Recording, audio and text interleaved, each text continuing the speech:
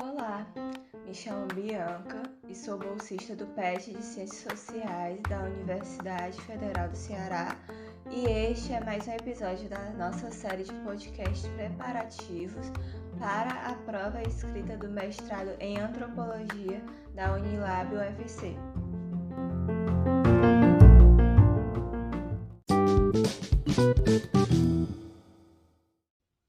A obra deste episódio é o capítulo escrito pela renomada professora universitária de Sociologia da Universidade de Maryland, Patricia Hill Collins. O capítulo se chama Epistemologia Feminista Negra, que se encontra no livro Decolonialidade e Pensamento Afrodiaspórico.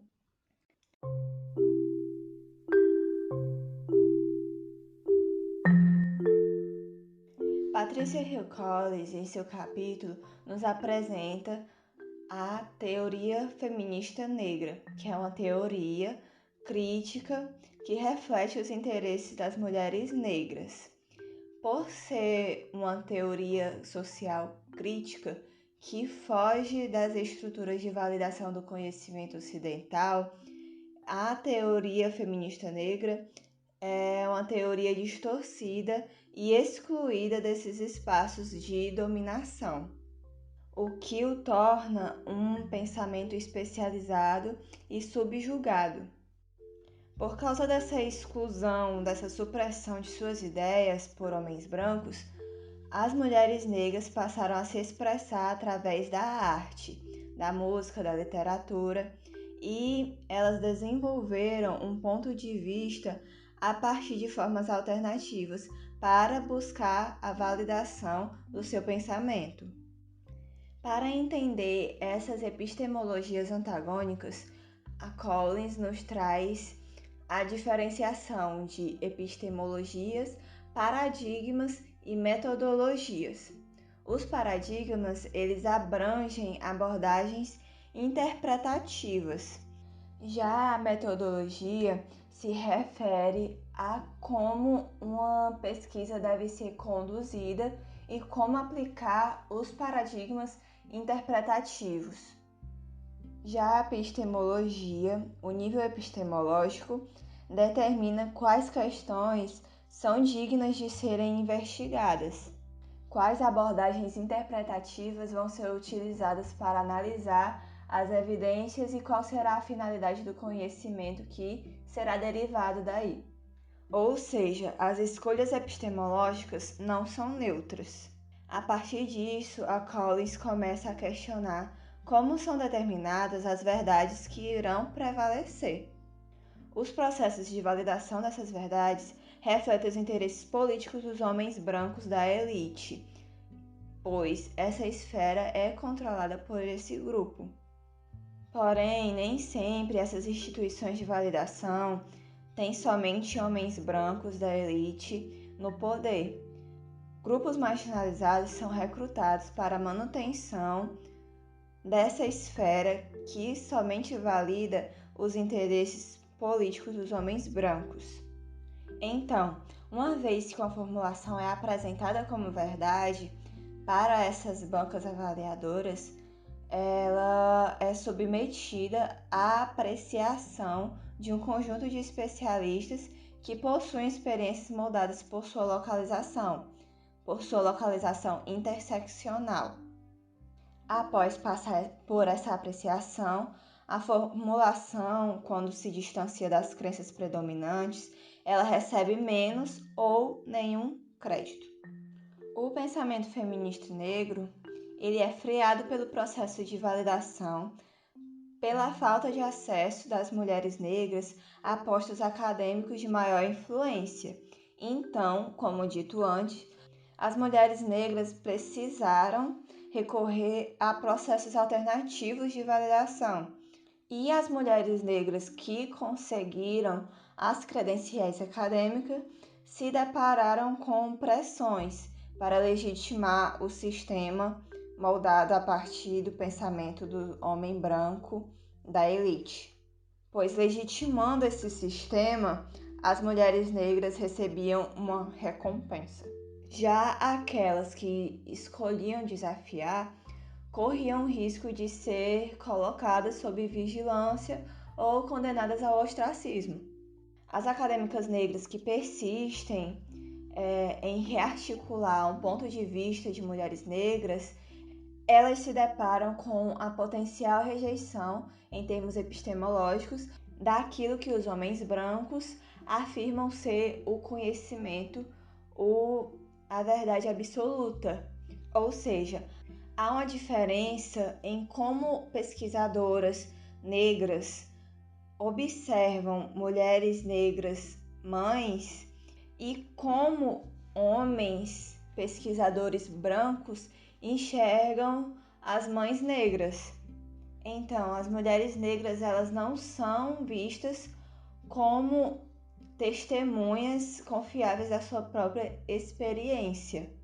Pois, enquanto as mulheres negras elas enfatizam a sua luta contra a discriminação no mercado de trabalho, em relação a pensões alimentícias insuficientes, moradias precárias, os pesquisadores brancos utilizam do método para validar o conhecimento e usam de narrativas individuais para validar a narrativa de que mães negras, por exemplo, se aproveitam dos benefícios estatais oferecidos para elas.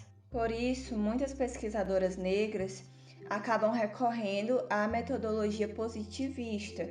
Elas escolhem abandonar a individualidade e excluir as emoções para confrontar os métodos validativos das pesquisas moldados pelos homens brancos da elite.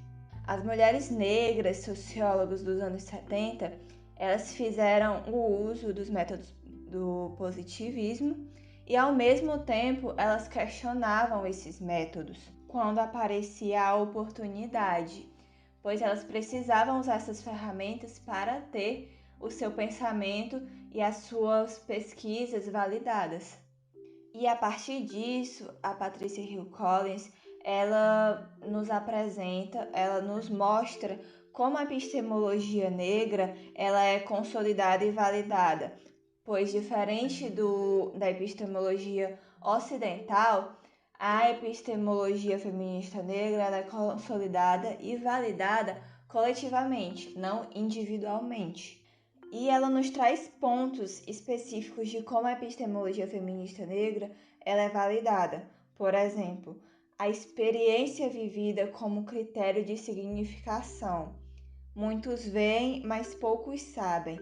Essa é a primeira dimensão da epistemologia feminista negra. A vivência e a sabedoria adquirida de acordo com a sua experiência dentro da sociedade como uma mulher negra, ela é muito mais importante, segundo essa epistemologia, do que o acúmulo de inteligência, o acúmulo de intelectualismo. Outro ponto que diferencia a epistemologia feminista negra da epistemologia ocidental branca são as conexões, o diálogo que as mulheres pesquisadoras negras têm com as mulheres que são objeto de estudo.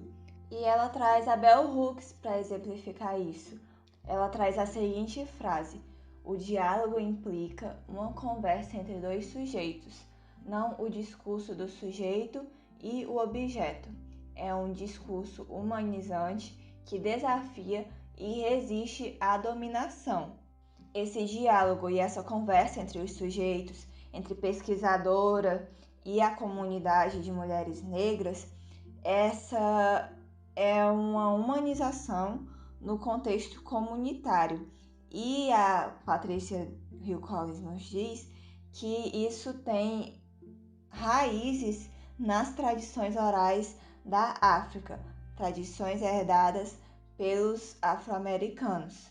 E ela traz também até um pensamento interseccional nessa parte, pois, diferente dos homens, as mulheres elas compreendem as ideias e as experiências.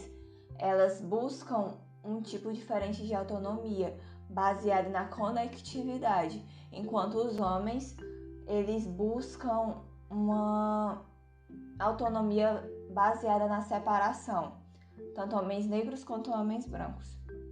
Outra diferenciação que a Collins traz em relação à epistemologia feminista negra e à epistemologia ocidental é a ética do cuidado. Como as emoções e a expressividade pessoal, ela é importante na validação desse conhecimento. E o primeiro elemento que ela traz dessa ética do cuidado é a ênfase na singularidade individual, na autoexpressão. A singularidade individual ela é ancorada na tradição do humanismo africano. Cada indivíduo é visto como uma expressão única de um espírito comum, poder ou energia inerente a toda a vida. Ela traz como exemplo o polirritmo das músicas afro-americanas. Cada batida não domina as demais, e isso se assemelha à expressão individual que as mulheres negras que fazem artesanalmente as colchas de retalho, elas costuram as cores e os padrões de forma diferente, e essas diferenças somadas elas enriquecem a colcha como um todo. E nisso ela afirma que a emoção e a intelectualidade elas não se separam dentro da epistemologia feminista negra. Por exemplo, as mulheres do blues. Quando a Aretha Franklin gritava por respeito, cantava por respeito, pedindo respeito às mulheres negras, ela não abria mão de expressar a sua indignação através da emoção. E após a autoexpressão e a emoção, o terceiro componente da ética do cuidado é a empatia. A Collins nos traz que sem a empatia do pesquisador para o pesquisado não consegue se abrir verdadeiramente para o pesquisador. E mais uma vez ela traz a interseccionalidade nesse ponto, pois ela fala sobre a semelhança desse ponto com algumas análises feministas sobre a voz interna. Outra característica da epistemologia feminista negra é a ética da responsabilidade. Não somente os indivíduos devem produzir o conhecimento por meio do diálogo e recorrer a um estilo de apresentação que demonstre uma ligação com as próprias ideias, mas também se espera que se responsabilizem pelo que afirmam. Ou seja, os valores dessa pessoa é uma forma de validar o conhecimento através da experiência vivida.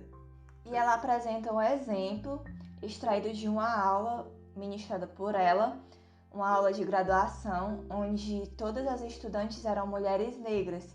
E ela fala que ela trouxe uma análise de um conhecido acadêmico negro sobre o feminismo negro.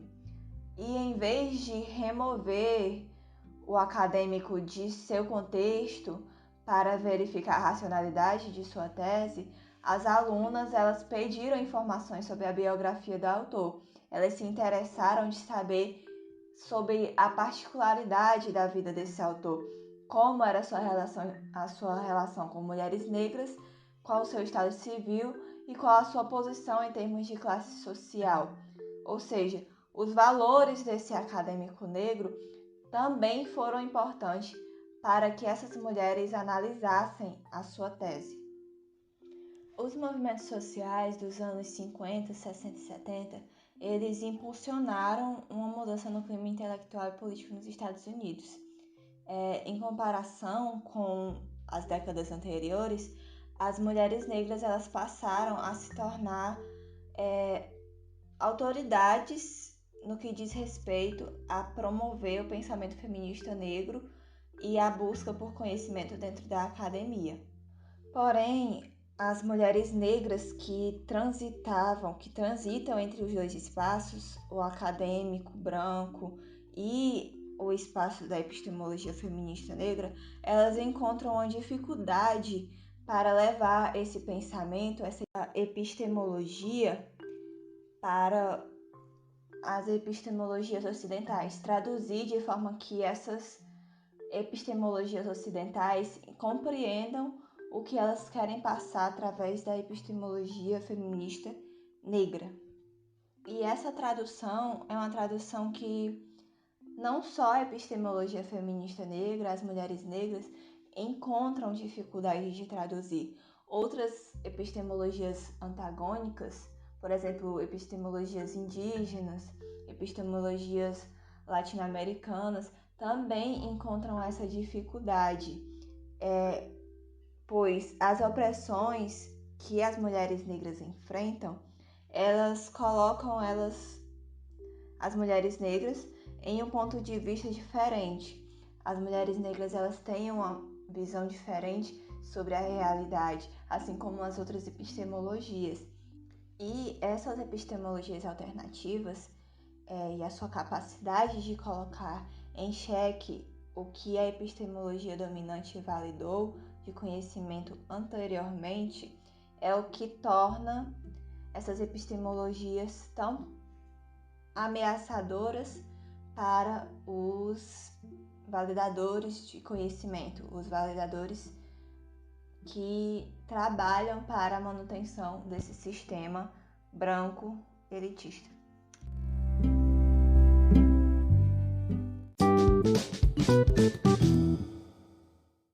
Então, a Patrícia Hill Collins, ela nos traz nesse texto a importância de conhecer como a epistemologia feminista negra e outras epistemologias alternativas à epistemologia branca elitizada podem usar e usam de outros métodos e outras formas de validação, além do método positivista utilizado e enraizado na academia.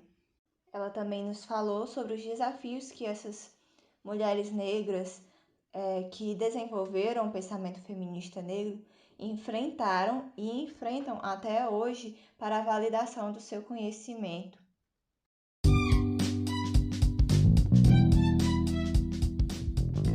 Esse episódio da série de podcasts realizado pelo PET de Ciências Sociais da UFC fica por aqui. Vale lembrar que também é importante a leitura do texto para melhor compreensão e absorção das ideias. Além dos nossos podcasts, vale também conferir nossa revista eletrônica Haveres, uma realização dos e das discentes do curso de graduação em Ciências Sociais ligada ao PET. A revista se dedica à publicação de artigos originais, resenhas, ensaios escritos e visuais, entrevistas e outras expressões científicas voltadas para a área das ciências humanas. Bons estudos e boa sorte!